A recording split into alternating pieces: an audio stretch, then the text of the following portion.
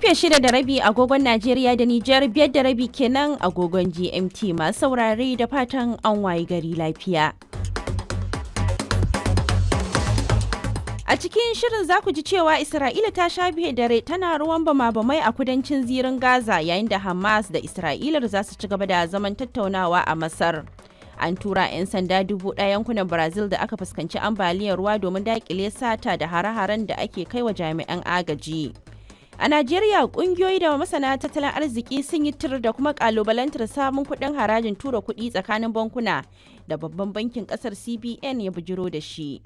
Ba za mu ɗauka ba ko muna kiran duk 'yan Najeriya su bujire wannan tsari nasu a yi tir da wannan hanyoyi na zalunci na ba gaira ba dalili. Gaskiya zai ƙara ta'azzara wahalhalu ne da kuma tsadar rayuwa da kunci ga ɗan Najeriya. Ita kuwa Majalisar Dattijan Najeriya na neman bahasi da ƙoƙarin farfado da aikin babbar hanyar tarayya da ta tashi daga Kano zuwa Maiduguri, wanda aka shafe shekara 17 ba a kammala ba. Bayan jihohi guda 5 da ya hada, ya kuma hada kasashe manya guda 3 Nijar, Chadi da Kamaru. Mutane suna ta mutuwa. Ko watan da ya gabata mutum 11 kurmu suka kone sai a wurin aka binne su. Abin da zai baka mamaki tun da me ake yi tsawon wannan shekaru.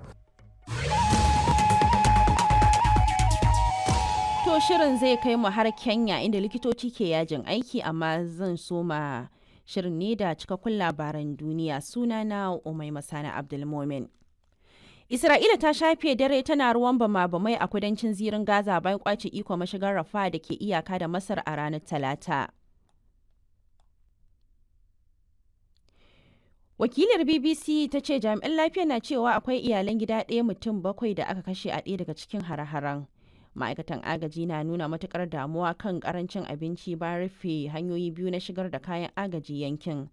Zafafa har-har na zuwa ne a daidai lokacin da ake sa ran wakilan Hamas da Isra'ila za su ci gaba da tattaunawa a birnin Alkahira kan tsagaita wuta da musayar fursunoni. Rahotanni daga kafar yada labaran Amurka na cewa gwamnatin kasar ta dakatar da turawa Isra'ila jirgin ruwa makare da bama-bamai a makon da ya gabata. Bayan ta gaza fahimtar da Washington kan damuwar da ta nuna na mamaya a birnin Rafah da ke kudancin Gaza. Wani babban jami'i a gwamnatin Biden an rawaito yana cewa kayayyakin yakin da za a tura Isra'ila sun hada da bama-baman da nauyinsu ya kai kilogram 209. Shawarar fasa tura waɗannan kaya ya biyo bayan shirin da Isra'ila ke yi na kaddamar da gagarumin farmaki a Rafah da Amurka ke adawa. I don't think we should expect any quick news of a breakthrough. Wakilin BBC kenan yake nuna cewa zuwa yanzu da wuya a iya sa ran jin wani labari mai daɗi kan cimma jituwar tsagaita wuta nan kurkusa.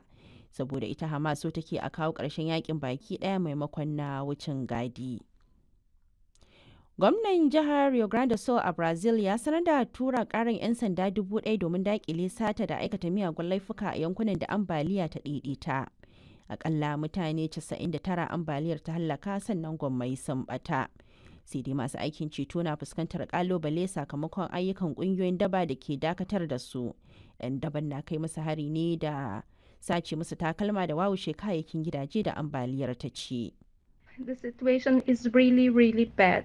Wata mazauniyar yankin kenan take bayyana girman munin ibtila'in da yanda dubban gidaje suka lalace.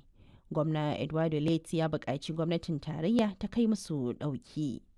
To kuna shan waɗannan labarai ne kai tsaye daga nan sashen Hausa na BBC. Ukraine ta ce Rasha ta kai musu hari a cibiyoyin makamashi da ke yankuna da dama ciki har da birnin Kyiv. Ma'aikatan tsaron Ukraine ta ce sojojin saman sun yi ta murƙushe harin da aka kaɓo makaman da aka rika harbawa akan birnin.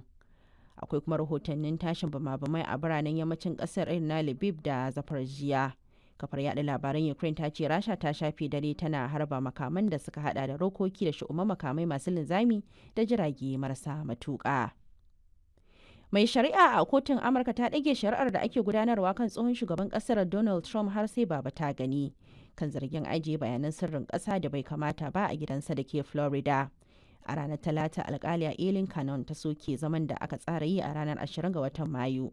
Saboda dalilai na sake zurfafa bincike da nazartar korafe-korafen da aka gabatar kafin soma shari'ar. Tsohon shugaban na ta kokarin ganin an jinkirta ko sauke dukkanin wasu shari'o'i ciki har da wanda yake fuskanta kafin zaben watan Nuwamba. To labaran duniyar kenan daga nan sashen Hausa na BBC.